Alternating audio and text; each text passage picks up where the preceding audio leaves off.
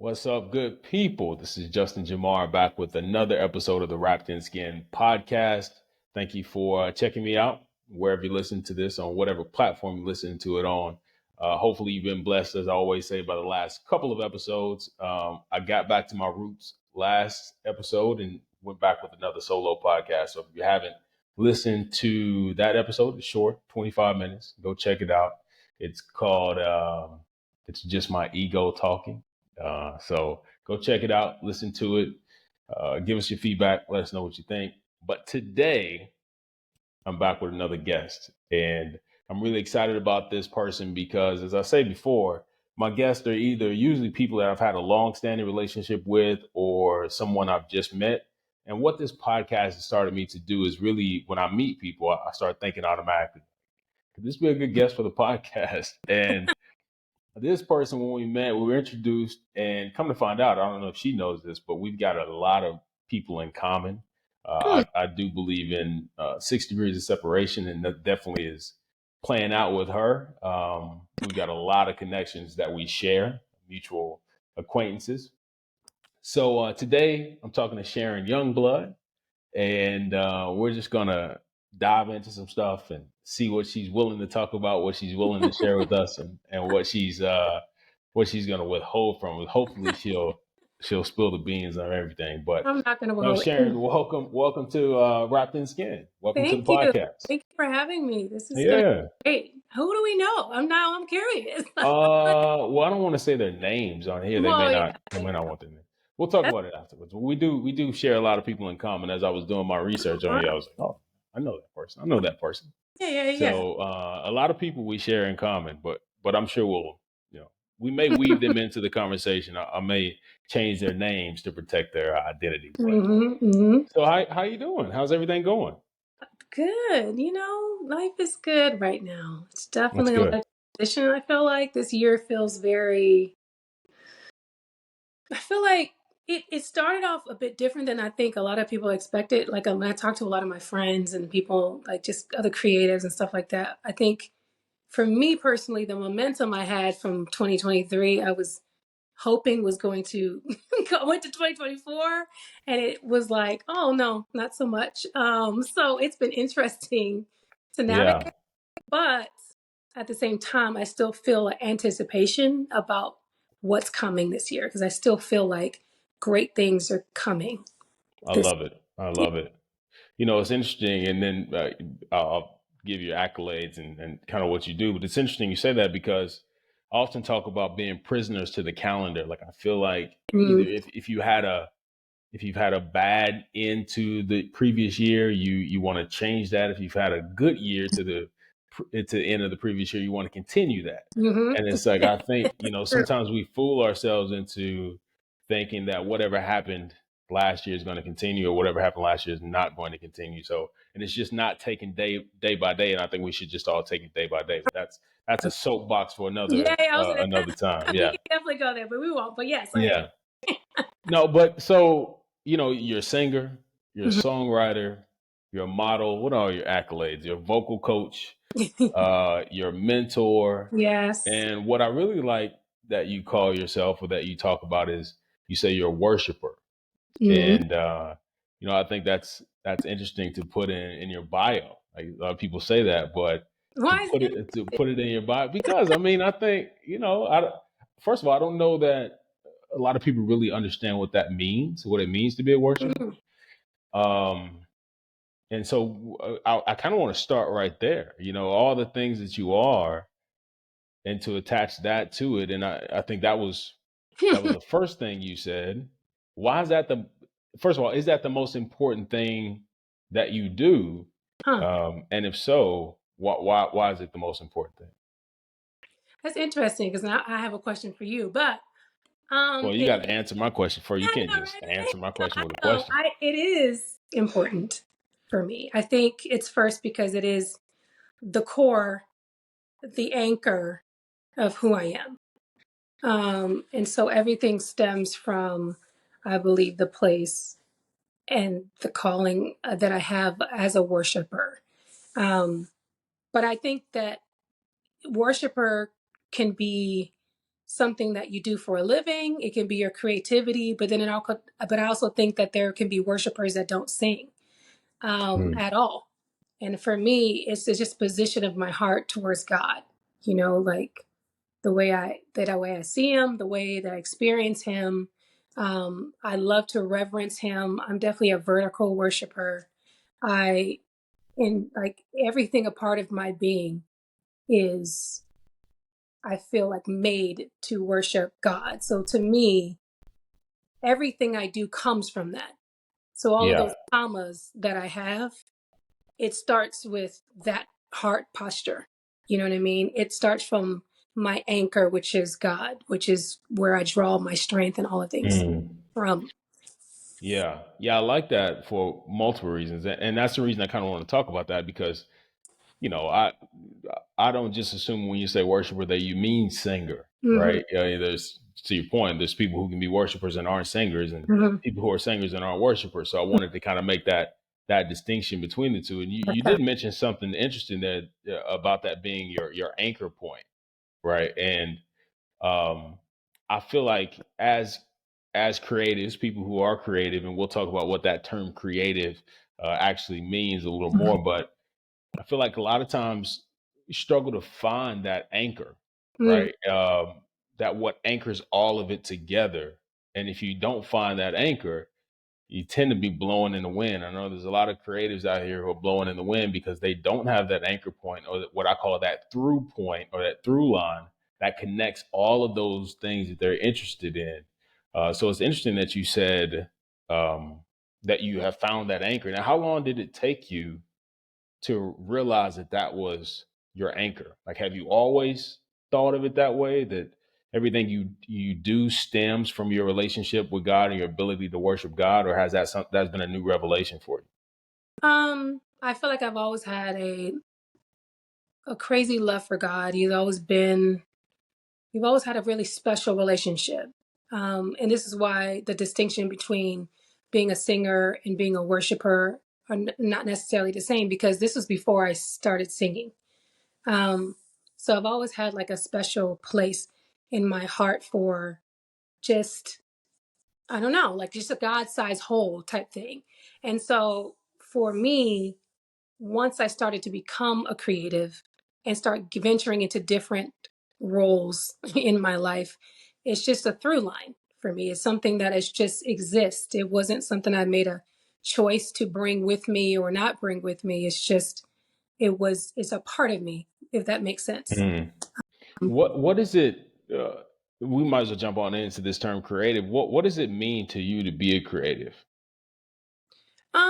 I think that's an interesting question. I don't know if I've ever answered that question, but We got an I think exclusive. creative is it can be many things. I don't even know if being a creative can be defined, because I think people express their creativity in different ways. You know what I mean? I think the traditional way of looking at a creative is something in entertainment industry. Um, but that's not true. Like you can be a creative and you can be a pottery person, or you can be a creative and be an architecture, be in architecture. It can just, anything that I think that is outside of the norm, I think makes you a creative. Hmm. Yeah, it's kind of what I wanted to get to because I think you can be creative in any endeavor. And I personally think that the term is overutilized a lot, and it can come across as marginalizing people who aren't in the creative arts per se. That Exactly. to your point, you can be an architect or you can be an engineer and be just as creative as someone who's 100%. outside of that traditional realm Yeah. of work. Hmm. So I kind of wanted to get to that point, but you consider yourself a creative in the artistry realm of There you things. go. Entertainment. Yeah, have you always been into entertainment? I'm sorry. Have you always been into entertainment, or did you, when you were growing up, did you envision yourself So, being an entertainer on stage in front of no, people? no, absolutely not. I was super introverted, super shy, Mm, and but my mom and my stepfather at the time was in the business. They were in the management side of things, and they did like shows and promoted. what do you call it? Yeah, shows like for Like acts, showcases? showcases. That's exactly what it is. And so I was always around music and I was always around the entertainment business, but it wasn't focused on me. Um, we, as a family, we were introduced to like, that's where kind of where I get my musical palette. Like we listen to all kinds of music. We, loved the arts period. We loved watching dancers and, listening to classical and just very wide, broad, view of the creative arts. And so we just liked it. So we went to a performing arts school. I actually thought I was going to be a dancer. Mm. It's so strange to say now, um, but So what happened? I was in dance class and I was in choir class because I just liked music. Um, but it was my middle school teacher who pointed it out. So she one day, and I still talk to her to this day, but one day she was like, "You in the back, the one that says, literally," she says, "the one that says nothing, come here." And she made me come to the front and she was like, "I need you to sing this for me." And she made me sing a solo. And she was like, how did I miss this? Have you been in my class all year? And I never knew you can sing like this. She was like, So "You have she hadn't heard you sing before? no," because it was a Hmm. choir. So it was like I just kind of blended in. She was like, "You just did a great job of blending in." Because again, I was super shy, introverted, and I had a lot of stuff going on at home. So this kind of, just existed really. So she figured it out and she was like, "You have an insane voice." And then she told my mom. My mom didn't know. No one knew.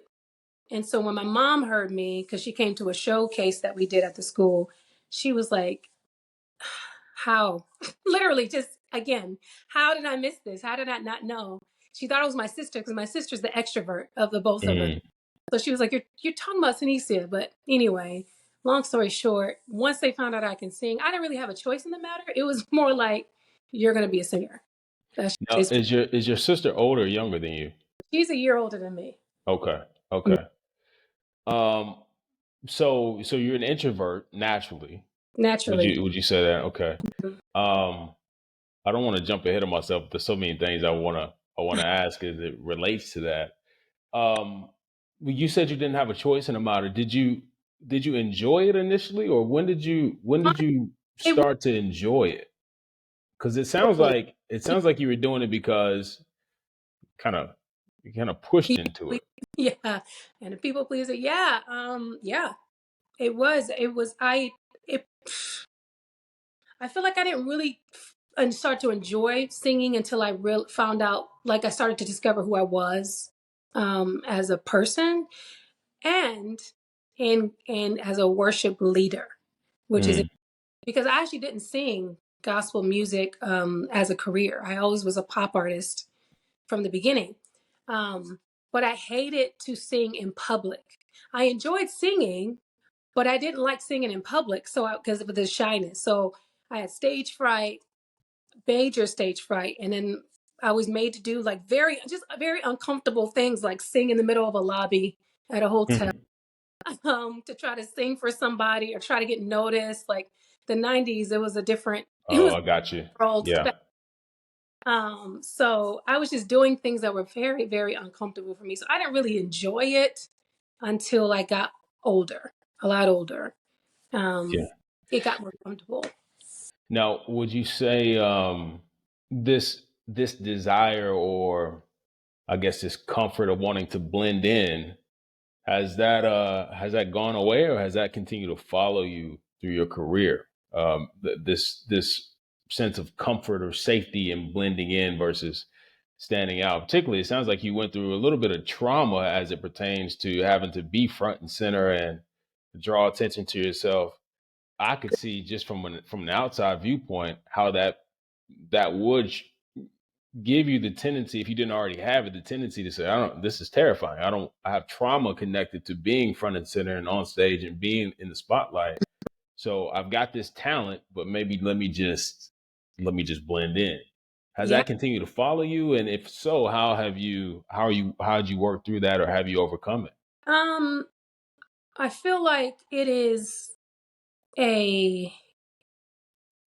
it was, I say, because I don't feel that way anymore, but for a long, long time, I think up until really the pandemic, um, Mm, I warred with that on a regular basis. Like sometimes I'll be fully confident and in it and didn't have, because I was, you know, in my full self. And then there were other times where I was just like, yeah, I don't know. Like, and that idea of always wanting to be in the background, I've always been a person that was okay not being seen in any kind of capacity, not just creatively or like as a singer. I am the support system. I am the encourager. I'm the one that's just like everybody else can be before me, you know? And so in that way, 100% that was a through line in yeah. in my life and in my career. It showed up in different ways. Um, Yeah, I could see how that would happen, and I think a lot of times there's personality types, right? Some people mm, have personalities that where they are more supportive, that they just tend to be that support system, and they don't care about being in the limelight. But then there are those people, as I was just saying, who they don't necessarily have a personality that wants them to be in the back or be in the background, mhm. but they've gone through something and some experience has kind of led to them being more reclusive and more introverted, and it may be a combination of both. And I could see again as a adult professional in this industry, Yeah. and this is a little personal for me because I had a relationship with my ex, the background singer, and I used to always be on her about, why don't you do your own thing? Why don't Mm. you should step out there, and you're great. Your voice is incredible. You're just as good as the people you're singing for. And she used to be like, no, that's not what I want to do. I'm not interested in that. And me, my psychoanalytical self, I was like, yeah, but is it though? It's you kind of want to do it. You're just afraid of it. So, but I'm always interested to talk to people to see where that connection is between, is that just your personality, or are you doing it, are you playing the background for some other reason? I think um I think in my own journey of self-discovery, I think that it's a mixture of both. I think mhm, some of it is natural personality, but a lot of it was insecurity, feeling like I'm not as good as what I feel like is the best. Comparison, it is a silent killer. Um, and just the pressure of that was put on me to be this, star. And for me, my biggest issue was weight. I was a lot bigger back then, um and I can't even say, so when I first started when I was 13, I wasn't like, you know, as big as I got into when I got in my 20s, but I was being compared to Brandy and Monica, who were literally like tiny, tiny, tiny. mhm. Um, and I've always been curvy girl, like my mom is Trinidadian, like I have her shape, all of that. So I've always had that. And Oh, and this was back when now it's in I was to going to say, be. it wasn't in that. Yeah, yeah. Skinnier the better back then, and now it's in, but back then it just wasn't in. And so I was always being told to be on a diet. I was put on extreme diets. I was told like, you're too fat for this, or you're too this. And so that subconsciously, and especially my natural personalities, I'm an empath. I take and absorb things really deeply, so i I take that and I'm carrying that, you know what I mean, for Hmm. years, and it really undergirds my life. And so, depression happened, and then I got even, gained more weight. And so my journey with my own artistry has been such a kind of a war happening in my mind. And I feel like sometimes in the natural, where it's like my gift is what propelled me to actually stay in the game. So it's like before, more than myself, like more than me having a desire to like do it, I feel like the gift God gave me made the room for me. It made the space for me. And so people heard it and they kept calling on it, if that makes sense. So I think if it was up to me, I probably would have quit a long time ago. Hmm.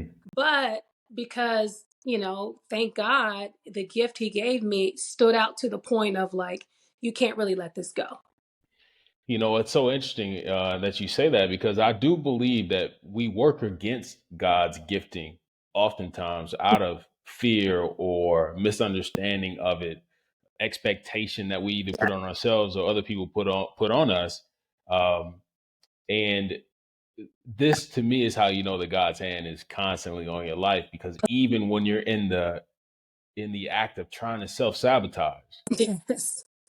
God is like, nah, It's I'm so not going to allow you to do that because the gifting is not for you; it's for other people, right? exactly. Yeah, And he showed me that your gift is bigger than your weight. Your gift is bigger than what people think is what you're supposed to, the perfect version of you that they think and they perpetuate onto you. You're bigger than that. I'm bigger than that, meaning God. yeah, God's yeah, bigger yeah. than me, and I have a hand on your life. So I'm going to pay the way that I have intended to pave. And he really has done that. I've definitely sabotaged a lot of it because of my way of thinking and my understanding of myself, what I believed of myself. That's why for me, I struggled with finding my authenticity and finding my creative lane as an artist because again, when you're a black girl, you're plus size, you're automatically put in a very narrow category. You know what I mean? Like, oh, you're Kelly Price, or oh, R&B, or gospel. And I'm like, I'm not any of those things. Like, my favorite artist is Coldplay, and I like Celine Dion, and like, I don't want to do that. You know what I mean? So it's like, but then at the same time, feeling like that was my only option. So Mm. journey of just like trying to find Sharon. Who am I? And then when I find it, can I fully stand in my truth, no matter what people are thinking? So that's been the biggest journey for me. You know, you said something. One of your quotes. I'm gonna read it. It says, "People can tell you all day how talented you are, but until you believe it yourself, that praise will remain hollow, leaving you with a constant need to prove yourself to people who already see you." And then you go on to say, "It's time to catch up to your own greatness. Remember, the only one late is you." Hmm. Um, so there's a lot to unpack in this. First of all, what prompted you to write this post? That was just this year that you put that out. What prompted that thought, and then what made you want to put it out there? Well, recently I've been, I'm in finding myself finally living in my full authenticity. I feel like um, my therapist has been challenging to take more leaps and jump off more cliffs, which is so anti my personality. It's so anti everything I am because I like safety and comfort. And one of my biggest dreams and passions has been to help creatives with understanding the business side of their creativity. So, how to navigate, a myriad of things when it comes to having difficult conversations or how to ask for more money or, reading contracts and, not being mishandled and things like that. But then also, just encouraging creatives. Like, I feel like we tend to carry things on a heavier, I don't know if it's heavier, but we have such a sensitivity because we have to give so much that it's hard to replenish. So sometimes we don't know how to replenish. So I feel like for me, the coaching, the encouragement is something that I've always wanted to dabble into. And so recently I've just been changing my content a bit more to cater to that. And so that is from one of those posts. And for me, when I wrote that, it's just kind of my experience of people and even myself. Like, there's been many people throughout the years that are like, oh my God, your music is amazing and you should be writing for film and TV, or you should be writing for this artist, or you should be, singing at whatever, doing Broadway, or, try acting. And recently I booked an audition and I filmed a commercial. Never in my wildest dreams, okay? In my wildest dreams have I ever thought that I was going to be on anybody's TV acting, okay? Never. But because I've been challenged to jump off the cliff, I did it, and I got the whole campaign. I got the print side, and I got the commercial. And then when I went on You set, go. the guy who directed the commercial was the guy who directed The Greatest Showman, and everybody on the set were just professionals. And they looked at me, was like, apparently it wasn't until I got on set that I realized I was the lead, one of the main leads of the whole thing. And so then when I did my acting, everybody was like, how is it exactly that you have never done this before? Like, you're such a natural. Like, you need to be out there. Like, you have a great look and your acting is amazing. So from that, I was just like, this is a perfect example of like how oftentimes we have to catch up to our own greatness because we box ourselves in because of how we see ourselves. And until we see ourselves as vast and bigger and not so closed in and put into a box, can we experience God's greatness? Because I feel like we sabotage God's blessings because he's like, I want more for you, but it's not going to happen until you make the first step. Absolutely. So that post Yeah. really came from that. Yeah, and I think, I've talked about this, but this, it's been a saying probably now that we're in the social media age, people say this more than they've ever said it, but that comparison is a thief of joy, Yeah. right?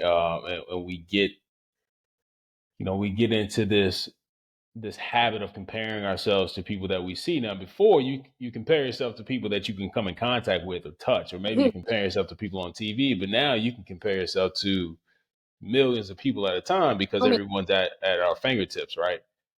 Which creates this whole internal turmoil yeah. with, are we good enough? Are we attractive enough? Are we smart enough? Mhm. All that stuff.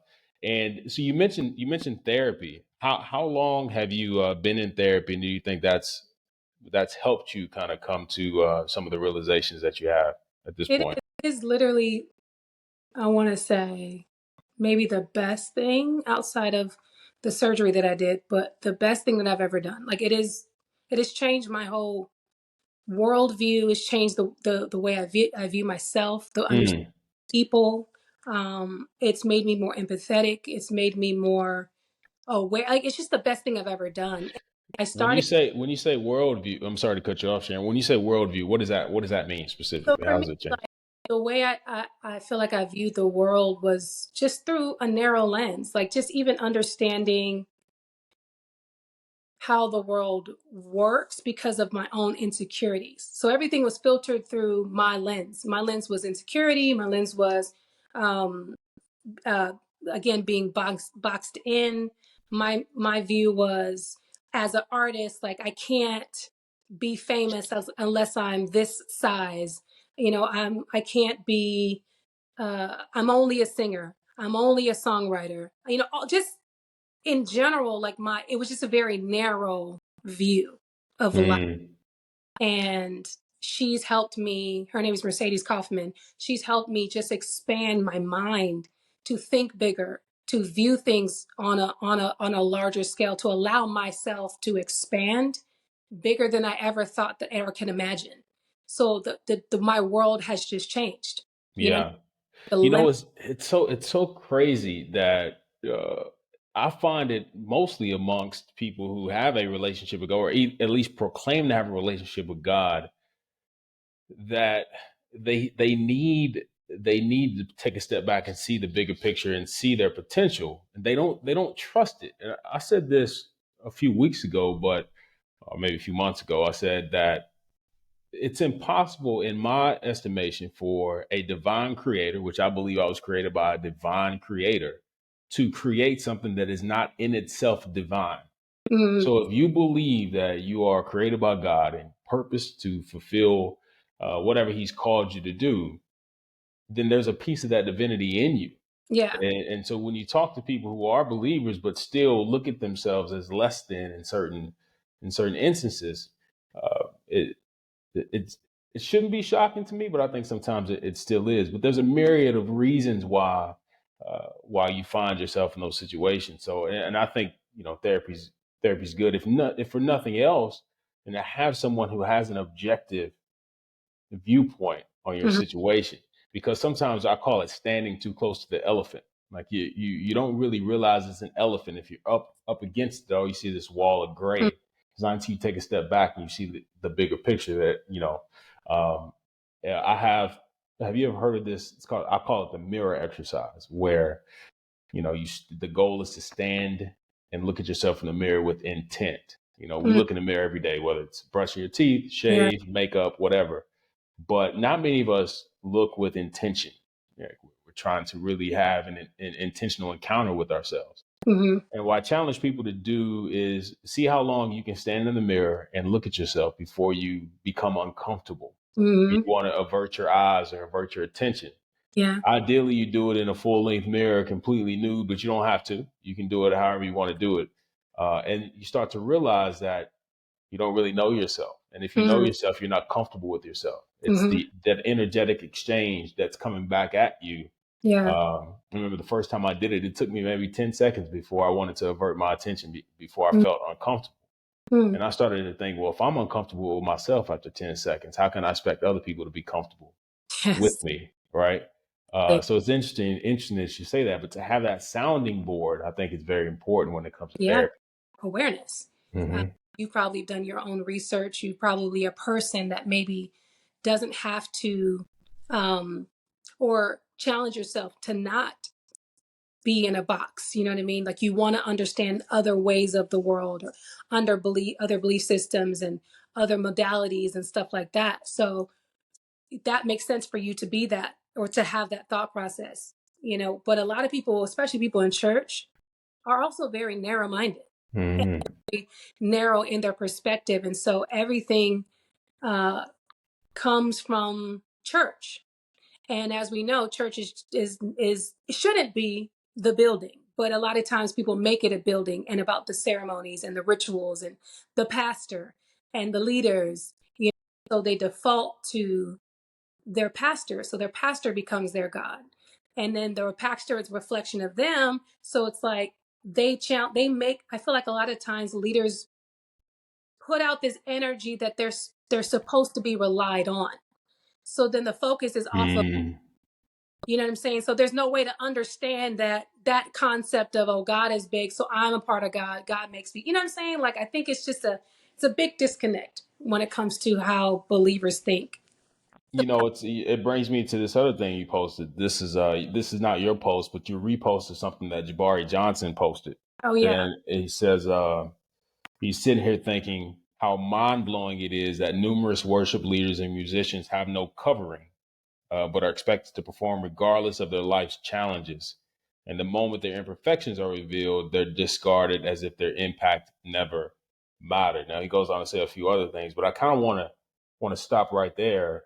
um, you've been a worship leader and sang in choirs, and has some of this kind of interaction with leaders in church deterred you from singing, as a worship leader or continue to sing in choirs?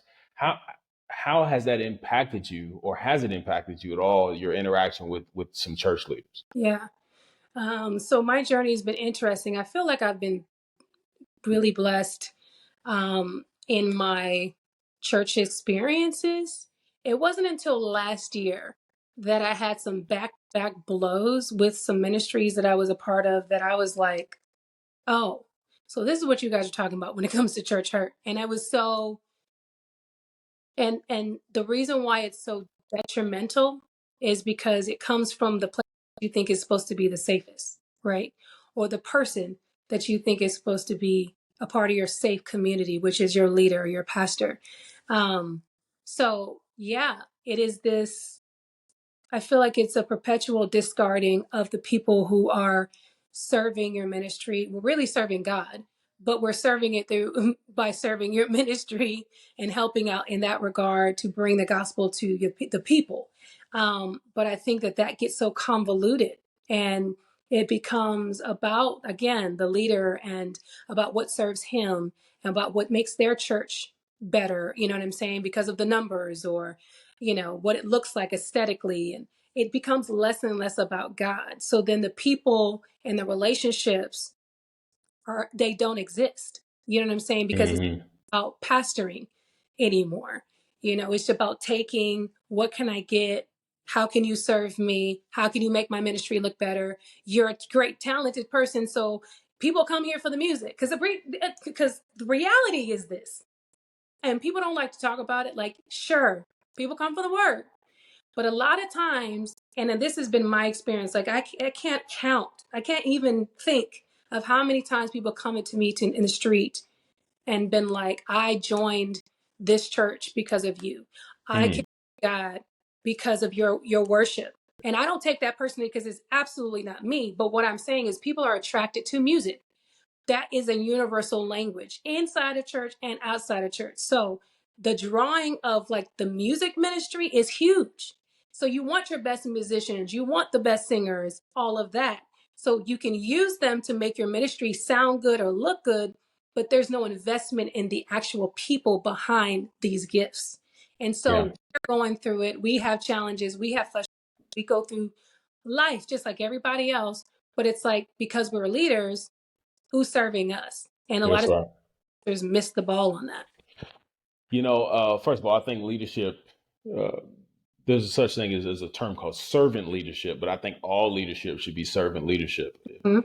True leaders understand that they serve the people that quote unquote report to them. That's first of all. Yeah. But also, I think this is a word to the wise for people who are doing something, using their gifts, and they've connected their gift to their purpose, and they connected their purpose to God, and then they get into whatever the profession is or the career is, and then they start to connect that gift to that person or whoever that leader is, Mm-hmm. and that is never going to end the way you want it to end because people are people, right? We're humans.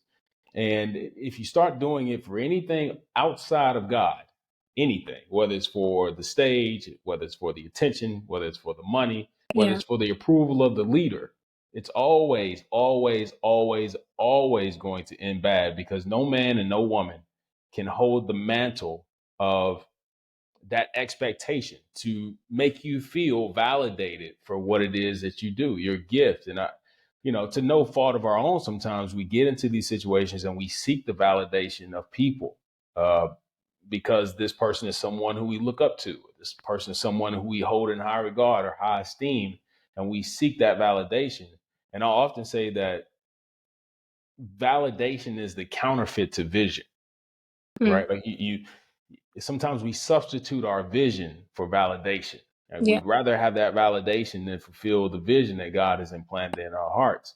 And it specifically happens a lot of times in church, but it happens in all forms of industry, Yeah. I whether was, that be entertainment, whether that be your regular corporate 9 to 5.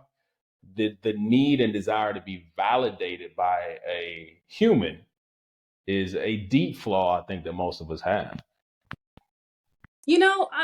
that's a challenging thought. Yeah, because I don't necessarily think validation necessarily is a bad thing. I think it can be what's the word I'm looking for? I think it can be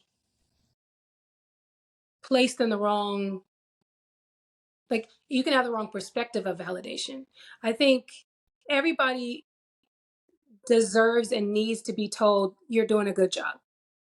I think, you're talented. It builds confidence. It makes somebody feel seen. It's really going back to everybody wants to feel seen, and be heard and feel like that's all validation. So I don't think there's anything, I think that's a human nature to want to be validated to a certain extent. But when it's misplaced and put on one person or put on a group of people into the where it's like it takes away from you if these people don't validate you, I think that's where it becomes Well, toxic. yeah, I mean, it gives away your power, right? I think, validation to your point, everyone needs to be validated just like everyone needs their house built on foundation, right? Yeah. But you can build your house on rock or shaky foundation. Like you can still have a foundation, but it not be sustainable. And I think Yeah. anytime you invest that much, that much emotional capital in what another person is saying about your gift that they did not give you, Yeah. the only true validation can come from the person or the entity that gave you the thing that you're seeking validation for, Mhm. because no one else is going to fully understand it, right? Yeah. Even there may be portions of it that they understand, that they get, that may fit what they are wanting to do, and they can validate that portion of it. But even that, the moment you do something that is outside of what they expect of you, Yeah. then the validation goes away. And so anytime you invest that much emotional capital in what another person is saying about your gift that God gave you, they Hmm. can take that away from you at any time. And 1000%. then we get into the situation that you and I talked about, that you get so hurt that you go into this place of unforgiveness. Yeah. And now you're carrying around this burden of unforgiveness because you've allowed someone to pull the validation away from you. And So now you're upset about go do you yeah.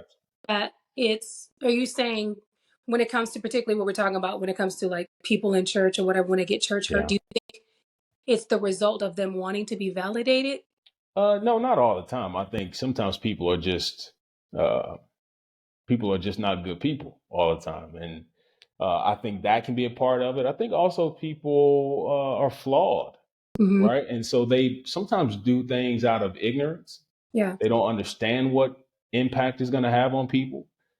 They may not even understand that they've done a thing, right? Hmm. Because oftentimes there's a miscommunication when we talk Yeah. about church hurt, not just in church, but when you have disputes or disagreements between two people. A lot of times it's because one person heard something one way, the other person heard it the other way. The expectations are set based on what you thought you heard, and there's no clarity in really what the conversation was about. And then you get so angry and frustrated that you ostracize one another and there's no overlapping conversation and you can't revisit that conversation. The relationship's burned for miscommunication. So there's a myriad of reasons why people have quote unquote church hurt.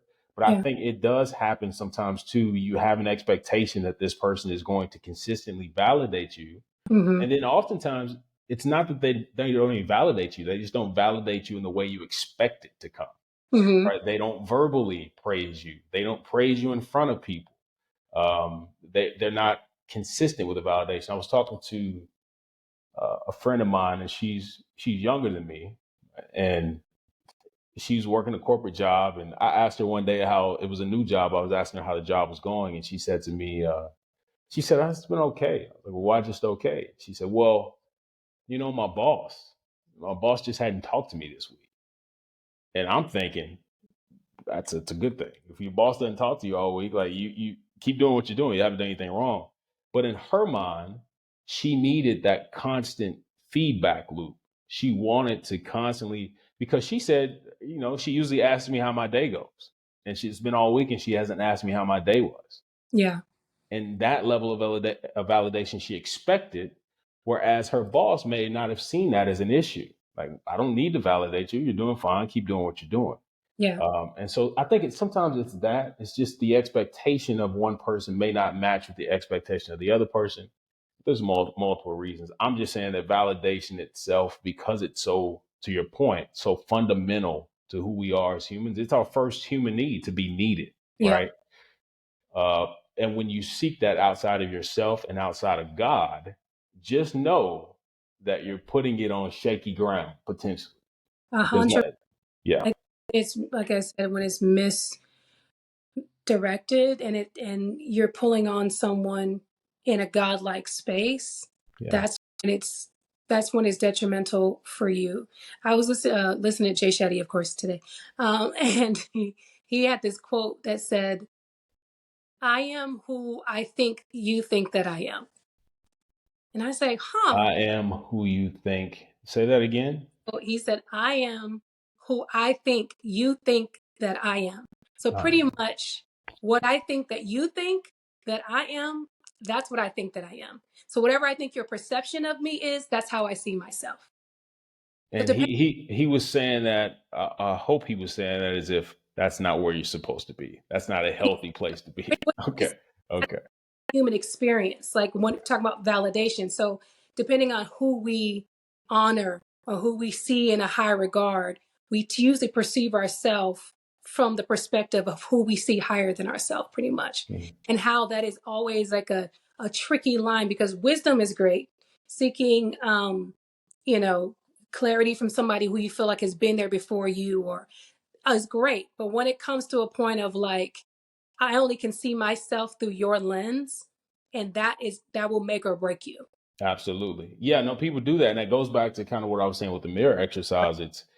how much time do we really spend getting to know ourselves? Yeah.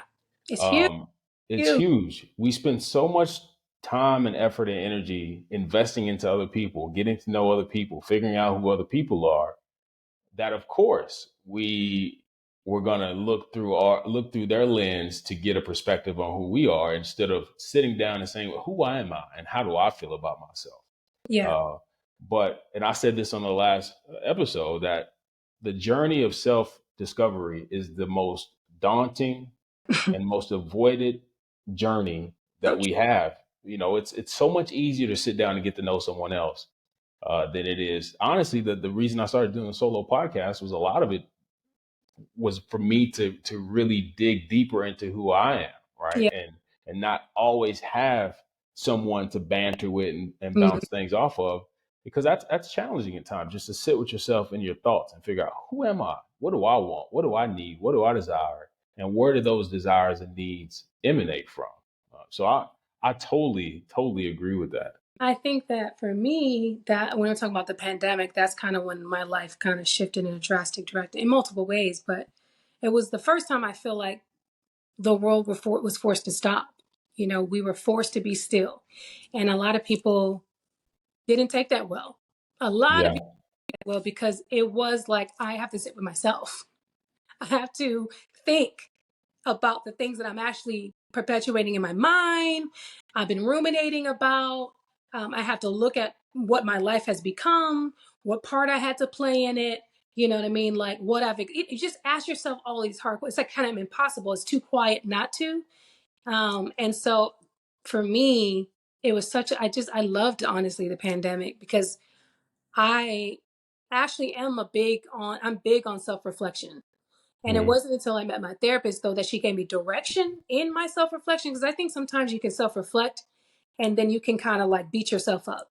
You know what I mean? And you can be like really hard on yourself. And I should have done this and live with regret and shame and all of that. There has to be a balance with that. It's like, okay, I can do this better. I can be a different version of myself. But there's also, I can only do the best with what I had. You know what I'm saying? Like I was only operating out of the best version of myself at the time. You know what I'm saying? So I think there's yeah. all things, but being somebody who is self-reflective and just thinks about, how they can be better, I think is everything. Well, and I think that gets back to kind of what we're talking about. I think it's easier also to place blame on other people than to shift some of that blame over to yourself. Mhm. Whereas you have to find that you got to find that balance between accepting responsibility, but not getting so steeped in shame and regret that Yeah. you go into a shell. Yeah. Because what the opposite of that is placing blame, right? You start to place blame on other people and invest in other people and say, you need to fix this, you need to do this better, you need to come Yeah. through for me. And it's like, well, what are you doing for yourself? Hmm. And you and I have talked about this topic of unforgiveness. And I think you sent me, the lady may have been on Jay Shetty's podcast, but where someone had said that she didn't think, and I'll butcher it. I'll let you tell kind of what she said or give the overview of what she said. But you sent that post to me about unforgiveness and wanted to get my insight on it. Do you remember what she was Or which saying? post that Well, was? she was saying that she thought she didn't think everyone that you should forgive. Uh, Oh, right. Yeah, that was an interesting post. Super, yeah, because I think some people believe that. People believe that the other person doesn't have, like, they don't. I don't even know if it's about the other person. I think she was just saying, like, I'm not going to force myself to be somewhere that I'm not. And so I don't need to forgive if I don't really feel like forgiving. And then also for her, she said she was in a narcissistic relationship. And we know, like, although it's such a hot topic now, but there's actual narcissists that are like clinical narcissists that it's like a completely different world. Like you are subjected to their control, you're manipulated. Like it's a horrible relationship. You come out of it feeling like the worst of yourself. You're insecure, you're all of the things, right? And she was saying, like, I got out of that. And so you made me think all of these horrible things about myself, how I saw myself and all these things. She was like, I'm not giving you forgiveness. And I mean, it's interesting. It's Yeah. Well, when you said that, the first thing I thought is, even when you said now, to say I'm not giving you forgiveness. Well, you're not. You're not giving the other person forgiveness as much yeah. as you're, forgiving them for you, right? So you can free yourself of that anger because uh, unforgiveness and anger are inextricably attached, right? Hmm. So if you're unforgiving, you're angry, and Yeah. that anger festers and manifests itself in different ways inside your own body. Hmm.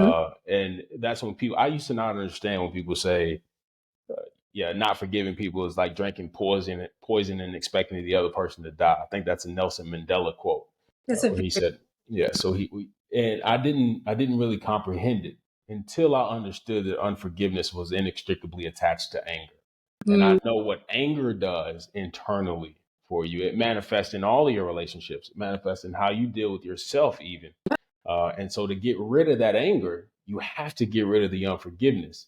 They're connected. All right. I don't know any person who's harboring some sort of unforgiveness that is not attached to a certain level of anger towards that person or that situation. and Um, the root of anger is really sadness and pain. Like that is the that's deep right. of anger. And so it's like you're still in pain. You're still That's struggling. So it's like you may think like you're empowered by it, but you're actually really in pain still because you, like you said, the root of unforgiveness, it's a trickling down, it's anger, and then it goes to sadness. So it's like you're really you're living an unresolved life and that's experience. right. You're sabotaging your own, journey to a certain extent because I believe in filters. We all have different filters, and you can have a filter of love, or you can have a filter of hate.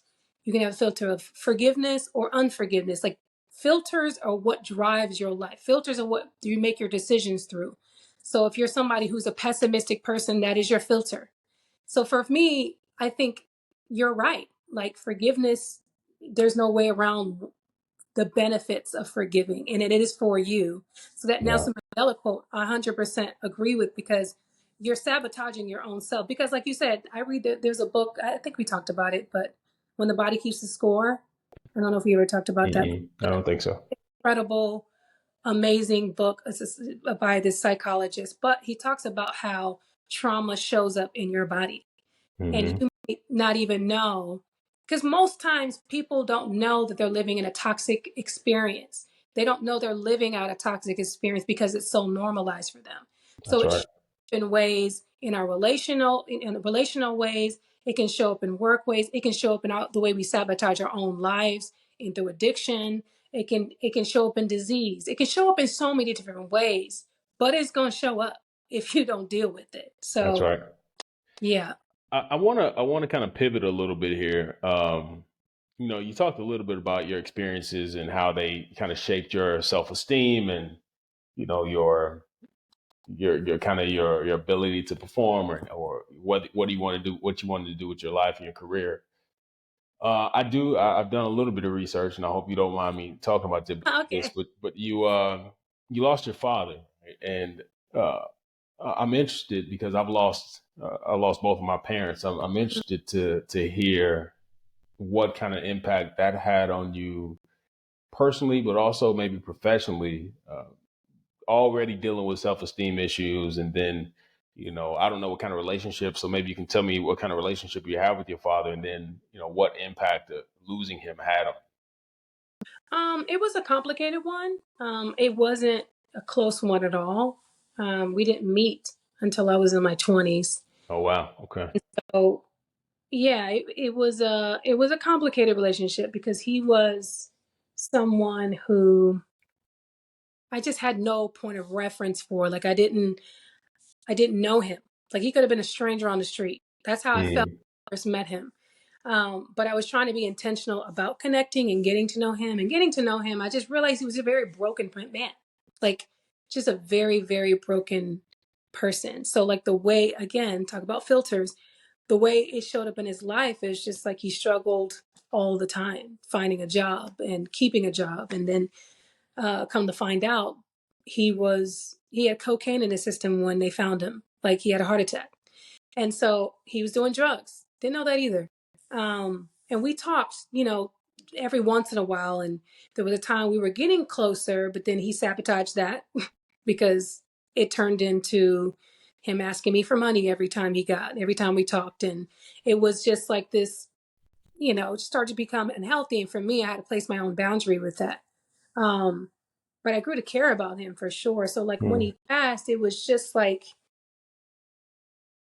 it was heavy because it was a loss of the potential of what we could Mm. have grown into being, you know what I mean? And hopefully getting his life together and becoming a healthier version of himself. Because I feel like every time we talked, it was that, like, he was like, you could be a therapist, you should just be a therapist. Because I was like, I feel like every time we talk, I feel like a better person and I just want to do more. And I'm like, yeah, I want that for you. But it's just he didn't want it for himself. So it was the loss of that, you know what I mean, for me. And just, he was young, he was 50, I think he was 60 or 59. I think he was 59. Mm.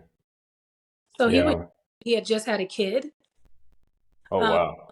so and so for me, it was just like, man, like, this is a part of my DNA. I'm trying to do everything opposite to not, Yeah.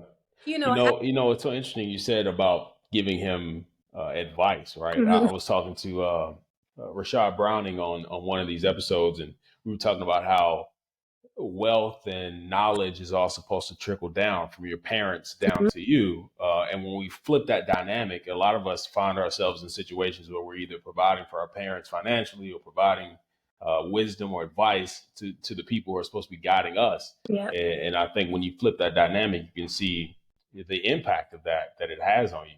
it's Did you have a father figure in your life growing up? um technically. Tell um me about it.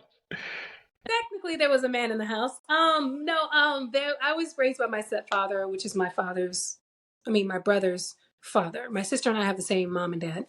And so he raised us, but you know, he I'm was sensing I'm sensing there wasn't much of a he was not.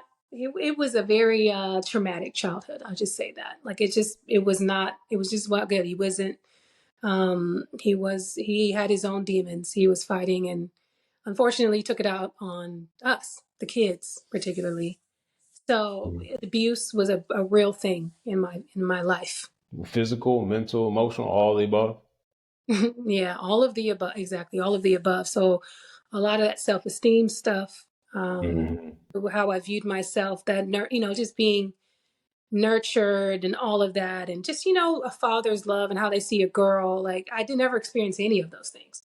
Um, so the answer is technically yes, but no. Yeah, I often say that as important as it is for men to have their father, young boys to have their fathers, it's extremely important. Yeah, But the good thing about young boys is that you can have men who are close enough to you, whether it be an uncle or whether it be a coach or teacher or pastor, who can get close enough to you to not only put their arm around you and encourage you, but also discipline you when yeah, it's time for it. For young girls, there's not really a man who can get close enough yeah. without it being a little awkward and weird. And so you often have girls who grow up isolated from the reality of manhood and connected to the idea of manhood. But unfortunately, that idea of manhood is often funneled through the filter of a mother who has been hurt by men. And Mm, so then you have this cycle repeated where you have women who have this view of men that comes from a place of pain, and they adopt that pain, and it's hard for them to then navigate relationships with men at times. a Uh, thousand. I think for me, because again, naturally, I was always a very soft heart, like lover, just shy. But mhm.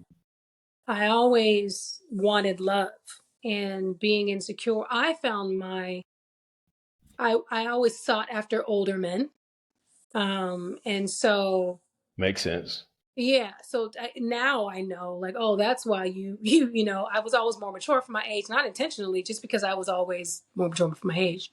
And so, and I would figure wise, I looked older than I was. And so I just always attracted older men. Um, but it's interesting because that kind of ended when I was in my teens, and it kind of switched to wanting to save men. And Mm.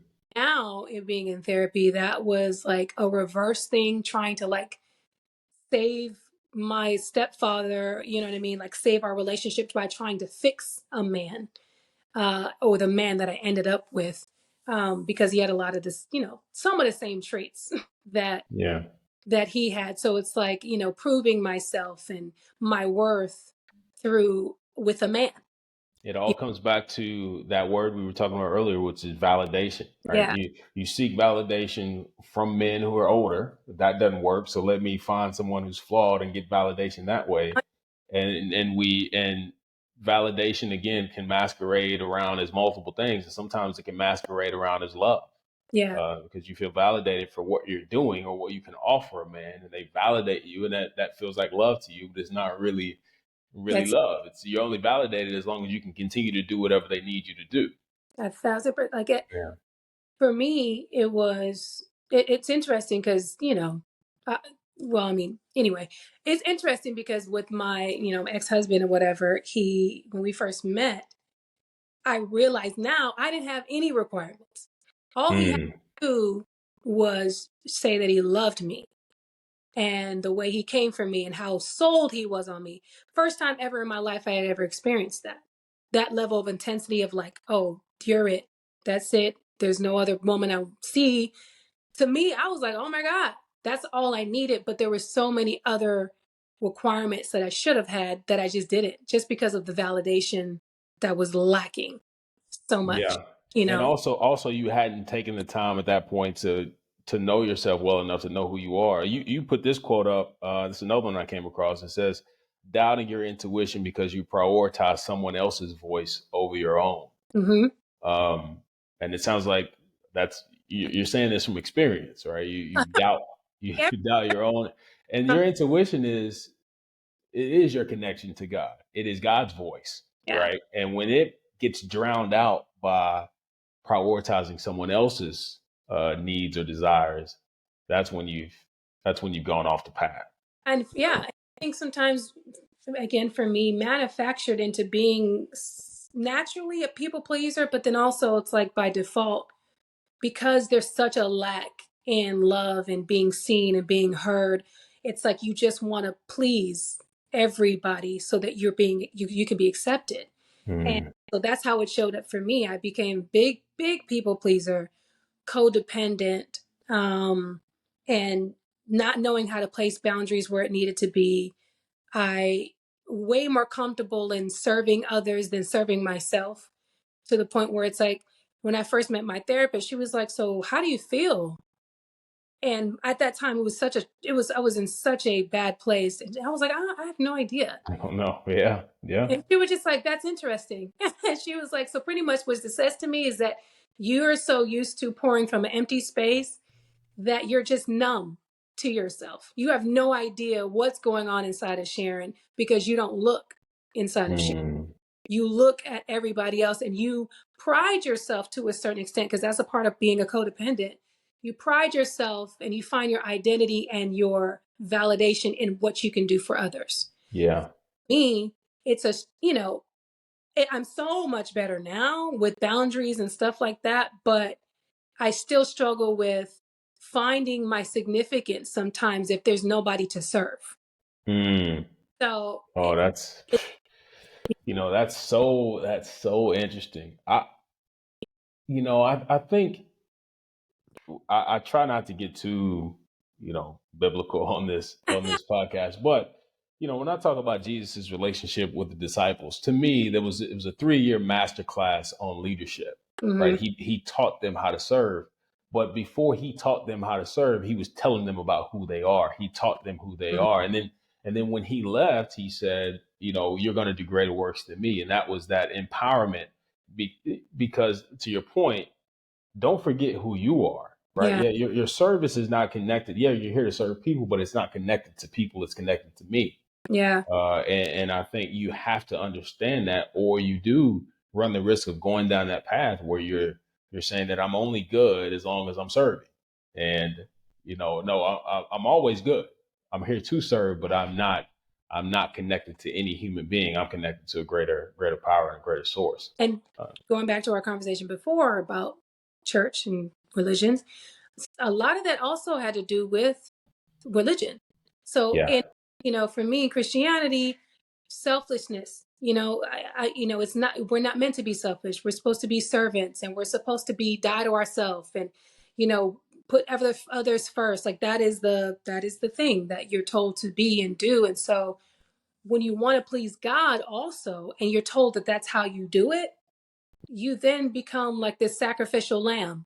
And I think there's a lot of people in church who don't know and understand boundaries, don't understand how to distinguish like their intuition and their voice from whoever they serve. Because again, by default, it's like I'm it's like even this suffer in silence thing, or like it's like a part of the Christian experience is supposed to be suffering. So we take that, especially in our marriages and relationships and marriages. It's like, oh, especially if you feel like God put it together. It's like, oh well, I can't really push back on this because, you know, this is my partner and I'm supposed to serve my partner. And, I'm finding flaws in myself. And so I can't say too much about that. It just becomes this thing where you just learn how to be a sacrificial lamb in every relationship that you're being, just for the sake that you think that you're supposed to do that as a Christian. If that Yeah. Well, no, it makes total sense, and I think, Jesus said my yoke is light, right? And it's this idea that we're supposed to, in order to be a Christian, you have to suffer. Uh, Yeah, uh, if you believe in Christ, the suffering is done, right? Like he did the suffering for us, right? So I think, and then it goes back to this: who are we really serving? And if you believe, again, and going back to how you feel about yourself and the divinity within you and the divinity that which you're connected to, you can't allow yourself to be abused.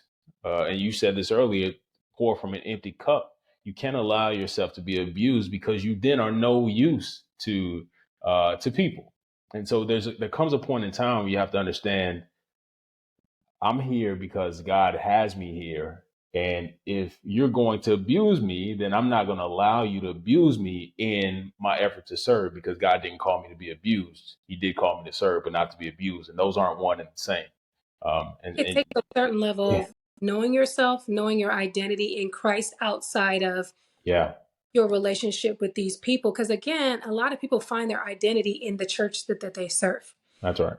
A lot of times, especially in the Black community, the harder you are, um, it's like they feel like that the better it is. Like, so the more you condemn and the more you tell somebody how terrible they are, the better that they're going to become. Instead of the idea of love brings healing, right? So love, showing somebody love and grace and understanding and kindness will bring them closer to the experience of God, because that is God. Instead of telling them, oh, you're going to hell for this, you're going to hell for that. And it's like, I think it's like, okay, I was about to go into a different conversation, but Black community in general, especially Black church, it's just this harsh mentality. Everything is just, and I think that's that normalized trauma. That's Trauma exactly it. mission. And so that's all we know is Yeah. hard and heavy and rough and pulling and kicking and all of this screaming through life to try to get to the other side. You know what I mean? And Yeah, and even that, even the things we talk about. And I say this is what people feel whatever way they want to feel about it, but our whole mindset oftentimes is getting to heaven, and we do that. We have so much focus on that we forget to live our life, right? We forget that if God wanted you in heaven, He'd have kept you there, and He wouldn't have sent you here. But you're here to yeah. live this life, not only to serve people, but also to experience the good things that this life has to offer. Mm-hmm. And we don't do that enough. And to be fair, we've had, needless to say, a history of deep trauma, hundreds Exactly. of years of trauma, and all we knew was praising God in the midst of our suffering, Yeah. right? But there comes a point in time when God brings you out of a place, you can't consistently be trying to go back to that place. That's why did the children of Israel Yeah. wander in the wilderness for 40 years when it was a 40-day trip or whatever, however long it Yeah. was supposed to take them. it was because they were consistently trying. Their mind was still attached to where they had just come out of. God saying, "I brought you out of that, not to keep you in this mindset of, of where you were." So I think we need to adopt some of that and take lessons from that. And it's no Yeah, coincidence that there was 400 years of chattel slavery in this country and 400 years of yeah. bondage in Egypt. But I think that like the again, that's a whole nother conversation for I know. another time. So another I conversation. feel, I feel like we could talk for days, and I always feel this way. But we've talked for about an hour now, so I want to be conscious of your time. What I do want to, because you help creatives a lot, and we've obviously talked about a lot of things outside of just the creative genres. But if you could leave people with a few things, a few words of wisdom, if they are either struggling in their career, struggling with validation, struggling with finding purpose, or struggling with finding that anchor that we talked about. Like, what would you leave them with? A few things you could leave them with to help get them right on the right path. I think I can only when I give advice, I give it from my own experience. Yeah. So for me, I think the shift happened when I was forced to be still. I think people are uncomfortable with being still. I think Hmm. stillness makes, like I said earlier, like makes everything else louder. Um, but I think stillness causes us to be able to hear a bit clearer, to understand ourselves a bit more, to listen to our inside voice, to listen to God, to listen to our intuition, to feel deeper. I think we have the closer we can get to our authentic self, the better we'll be in every field that we want to pursue, whether it's creative or not. So for me, identifying who you are, being okay with that, accepting that, and being able to live in your full truth authentically is the beginning of healing. And then out of that space, then you can start seeking and I mean for me it was therapy. For somebody it can be something else, but just start digging a bit deeper into like why you are the way you are, why you Hmm. think the way you think, how why do I keep perpetuating the same cycles, why do I keep doing the same things, asking yourself some of the hard questions, so that you can undo some of the learned traumas and the learned unproductive ways that we live our lives out. And then you can start to live in more freedom. So for me, being still, and then finding someone who can help you and guide you into your full healing, I I think is love the it. yeah thing for you. I absolutely love it. This has been a great conversation. Yes. Thank you so much for taking the time and coming on to talk to me. I'm sure this is going to bless some people. Uh, so I'm excited to see the impact of this episode. So I Thank appreciate you, and let us know where we could find you on social media. you. Everything is under my name, Sharon Youngblood. Yeah, so Instagram, Facebook, or TikTok.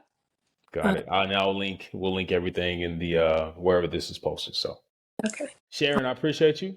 Thank you, Justin. And before we sign off, I always say this, that yeah, I truly believe this. For this time, while we're wrapped in this skin, that we will be, if we choose it to be so, the very best of God. Mm. So I thank you again for joining me, and you have a good rest of the evening. You too. All right, we'll talk soon. All right.